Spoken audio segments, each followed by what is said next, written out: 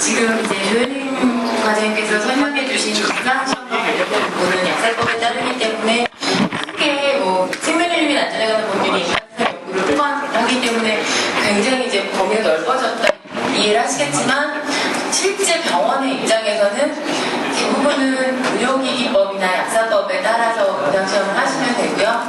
이제 제일 많이 달라진 부분이 기존의 유전자 검사와 유전자 연구를 중심으로 동의서를 썼던 것에 대해서 이제 인체 유래물로 확장된 부분이 아마도 가장 큰 변화가 아닐까 생각을 합니다. 그래서 그 부분에 대해서 이제 간략하게 어떤 방향으로 바뀌고 있고 이제 지금 아직 하위 법령이 이제 확실히 확정이 되지 않았기 때문에 제가 확정돼서 말씀드릴 수 있는 거는 법률밖에 없고요.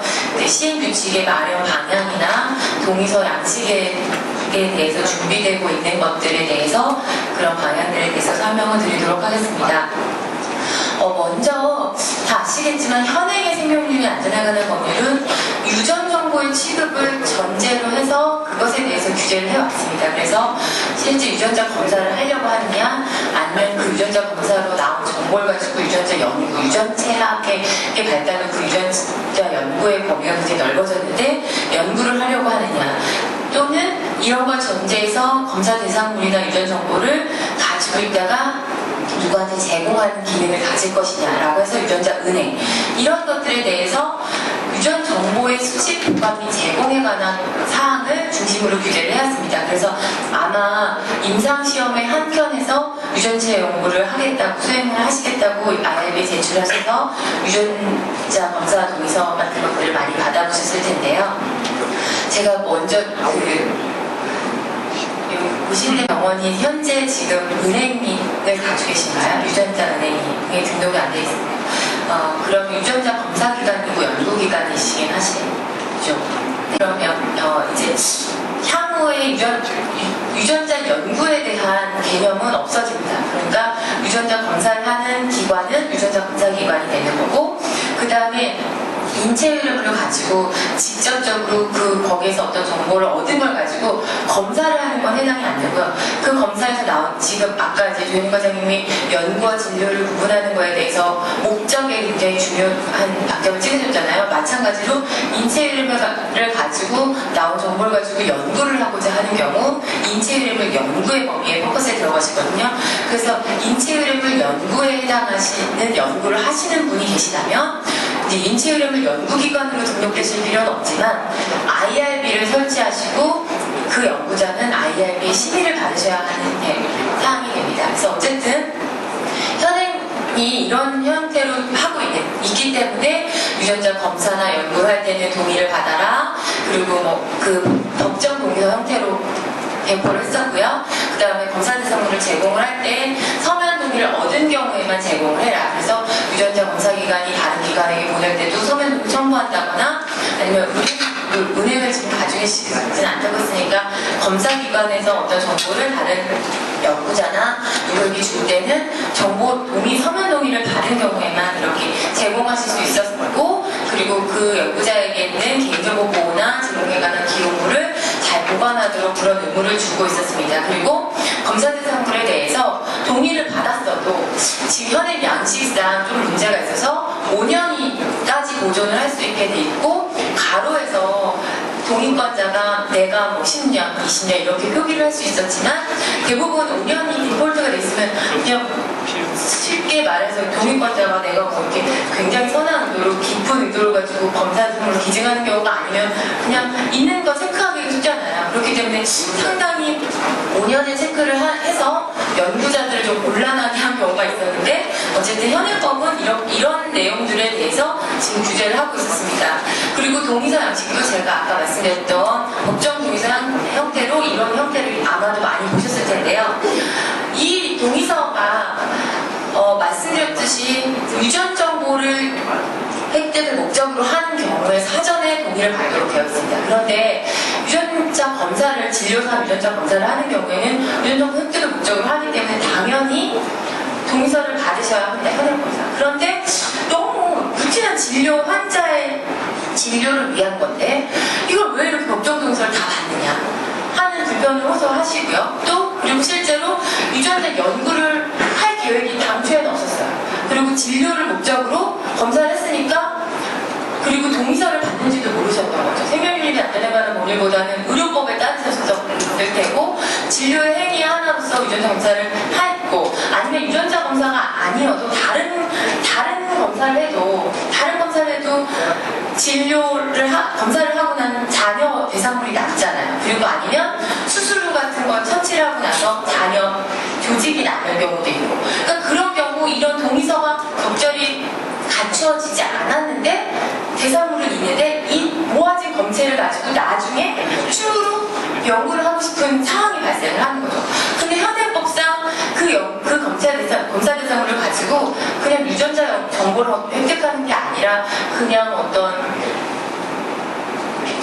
패설로직한 것들만 보려고 하는 거였다면 문제가 안 될 텐데 유전 정보를 얻어서 거기에 대한 어떤 정보를 가지고 연구를 하시려면 현행법상은 동의를 받아라라고 하니까 연구 계획서를 가지고 계획서를 내시면 IRB에서는 동의를 받으시고 하는 거죠. 이미 검체는 다 냉장고에 다 있고 피험자 검사 대상물의 대상자는 잘 연락도 안 되는데 부득불 연락을 해서 법이 현행법 그러니까 동의를 받으십시오라고 IRB도 동의를 받으라고 해야 될지 안 받아도 된다고 해야 될지 난감한 입장이 되고 그런 상황이 되는 거죠. 그러니까 현행법상은 그 유전정보 획득을 목적으로 전제되어 있을 때 동의를 받아라라고 해놨고 그리고 그 유전정보를 가지고 연구를 하려고 할 때 동의를 받고 그걸 심의를 받아라라고 해놨기 때문에 현행에 계시는 이제 병원에서 이 연구를 가지고 직접 수행을 하시는 분들에게는 동의를 받는 시점의 발생이 늘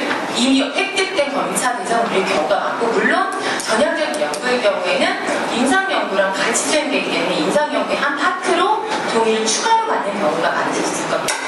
죄송합니다. 그렇기 때문에 현행법이 인체 유래물을 가지고 이제 최근에는 이 유전체 연구가 굉장히 많이 포커스가 넓어지고 발달하고 있기 때문에 굉장히 유전체 연구의 범위가 넓어지고 있는데 이 인체 유래물이 실제로 수집되는 경우와 그 동의를 받아라라고 하는 경우의 시점이 굉장히 상이하게 되는 거죠. 그래서 현장에서 어려움들이 많고 그리고 이것이 기증자 생명윤리 안전에 관한 법률은 정말 윤리적인 부분과 기증자나 피험자의 보호를 위한 안전의 측면이 포커스가 맞춰져 있는데 이게 과연 누구를 위한 건가? 연구자들 발목 잡는 법 아니냐 이렇게 얘기를 하시더라고요.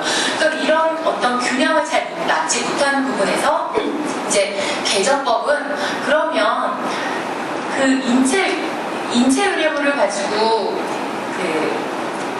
규제를 하려고 하는 포커스는 그 인체 의료물의 기증자에 대한 보호를 위한 거잖아요. 그러니까 그런 거에 초점을 맞춰서 좀 유전 정보의 획득을 전제로 하지 않더라도 그 개인으로부터 유래된 유래물을 가지고 내가 수집 보관해서 이용을 하고자 할 경우에 초기 동의를 잘 받도록 하고 그게 적절히 과학적으로 타당성이 있는 연구에 수행되도록 하는 틀을 갖추자라고 하는 취지에서 개정법이 확대가 되었습니다. 그게 현재 규제 대상의 현실적인 문제로 나타났기 때문이죠. 그래서 유전자 검사 연구가 아니라 인체 유래물을 수집 보관하고 이용 제공하고 폐기하는 등에 대한 내용에 대해서 이제 규제의 범위가 확대되게 됩니다. 그래서 이 인체 유래물을 가지고 내가 직접 주사 분석해서 연구를 하고자 하는 경우 그리고 아니면 내가 은행에 보관해두고 있다가 내가 직접 쓸 것은 아니지만 다른 필요한 정보가 생긴 사람들에게 나누어주고자 하는 경우 그리고 아니면 직접 유전 정보를 얻어내는 검사 분석 행위를 하고자 하는 경우에 세 가지의 경우로 지금 현행법은 규제를 하고 있습니다. 그런데 이렇게 말씀드리면 나름 인체 유래물을 가지고 수집을 하는 통로나 그러니까 인체 유래물을 수집 보관해서 이용하고자 하면 무조건 동의를 받아라라는 거구나 이렇게 생각을 하시기 쉬우실 텐데요. 어쨌든 여기는 또 마찬가지로 그 목적, 고울에 대한 부분을 가지고 각각 다른 형태로 정의를 하고 있습니다. 조금 이제 법을 만드는 입장하고 현실에서 이 법을 적용받아서 수행하고자 하는 입장하고 조금 상충하기 때문에 지금 이제 이 상충하는 부분이 제가 있다는 걸 좀 잘 알고 있거든요. 그래서 그 공청회나 여러 가지 자문위원단을 모시고 의견을 들으면서 조금씩 수정해서 이제 현실에서 잘못하고 계시는 것들은 이런 부분들에 대해서 윤리적 고려가 필요합니다. 법적으로 이렇게 돼 있으니까 이런 부분을 고려하십시오라고 부탁드리고, 그 다음에 현실에서 이건 너무 불합리합니다라는 것들은 법에 좀 잘 반영을 해서 시행규칙, 법을 바꾸 쓰는 현재는 없으니까 시행규칙 안에서 어떻게 무관하게 할 것인가를 지금 고민하고 있긴 하지만, 어쨌든 현재는 이런 식으로 인치 의뢰물을 동의 없이 쓰지 말라는 거죠. 그 개인정보보호법이 시행된 이후로 지금 이제 어떤 의무기록이나 이런 것들을 가지고도 일반적으로 동의 없이 사용하지 않고 그 동의 없이 사용할 때에 대해서는 이제 좀 많이 연구자분들이 인지를 많이 하고 계실 텐데요. 그러면 왜 인체 의뢰물까지 이렇게 규제 대상 확대하느냐라고 말씀을 하실 텐데, 어쨌든 그 앞에서 말씀하신 인간대상 연구는 인간의 대상으로 어떤 개입을 하는 거잖아요. 개입을 하는 거니까 그 개입에 위험이 있느냐, 그리고 그 개입이 위험이 있을지라도 그 대상자가 얻을 수 있는 이익이 있느냐라는 거고요. 인체 의뢰물은 내가 추가로 개입이 되는 경우는 거의 없죠. 내가 인체 의뢰물 연구를 위해서 피를 뽑아주십시오라고 하는 경우는 매우 드물거든요. 물론 그런 사례도 있더라고요. 저희가 공용 IRB를 시범적으로 이제 실시를 하고 있습니다. 그래서 IRB가 없는 기관에서 임상시험 심사는 임상시험 실시기관에서만 해야 되기 때문에 그런 건 해당이 안 되지만, 그냥 추가적으로 어떤 다른 인체 의뢰물 연구나 아니면 무슨 사상 추가적인 연구를 하려고 하는 경우에는 그냥 일반 다른 기관에서도 많이 하거든요. 근데 IRB가 없으니까 저희 기관에 오는 경우가 있는데, 그런 경우에는 그냥 건강한 사람들을 대상으로 피를 뽑아서 실제로 하시더라고요. 그러고 이제 보상을 오히려 보상으로 해주시고 시간에 대한 보상 이런 거 해주시는 경우가 있는데, 그런 경우가 아니면 대부분의 병원에서 해당되는 거는 어떤 인체 의뢰물을 가지고 위험은 없지만 그 정보로 인해서 발생한 정보가 그 사람에게 다시 어떤 불이익이나 이런 거로 가지 않도록 하는 게 키포인트라고 보시면 됩니다. 그래서 그리고 그 정보, 인체 의뢰물은 그 개인으로부터 얻어진 인체 의뢰물은 잠재적인 그 개인의 식별 가능성을 가지기 때문에 그 정보에 대해서 기증자, 이 피험자만의 피험자 수준의 보호는 아닐지라도 그에 준하는 어떤 윤리적인 고려가 필요하다라는 거고요. 그거는 국제적 지침에서도 헬싱키 선언, 임상시험에서 가장 기본이 되는 선언이죠. 국제 지침인데 헬싱키 선언에서도 의학대상 연구에서 개인을 식별할 수 있는 인체 의뢰물 또는 그 자료를 이용하는 연구까지도 모두 인간대상 연구에 포함된다라고 정의를 하고 있습니다. 그래서 거기에 대한 동의를 받아라라고 해놨고, 그리고 그러니까 추가적인 인터벤션이 아니더라도 그 사람의 정보로부터 얻어진 정보를 이용해서 연구를 하시고자 할 경우에는 동의를 받아야 한다는 거죠. 그래서 그리고 그 동의에 대해서 심의를 받는 거. 동의의 적절성이나 연구의 타당성에 대해서 심의를 받도록 하는 겁니다.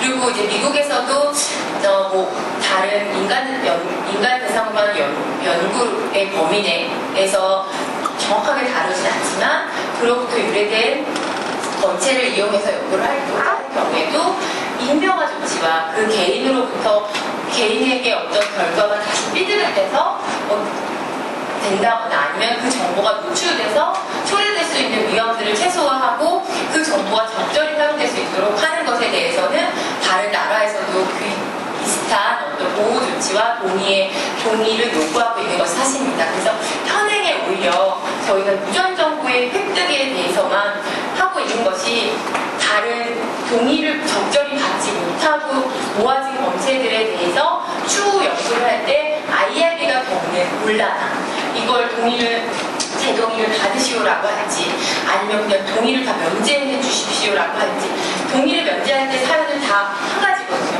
익명화해서 하십시오. 근데 익명화가 지금 아까 그 EMR 상태로 되고 있을 때 EMR이 사실 병원 내에서는 의미가 없거든요.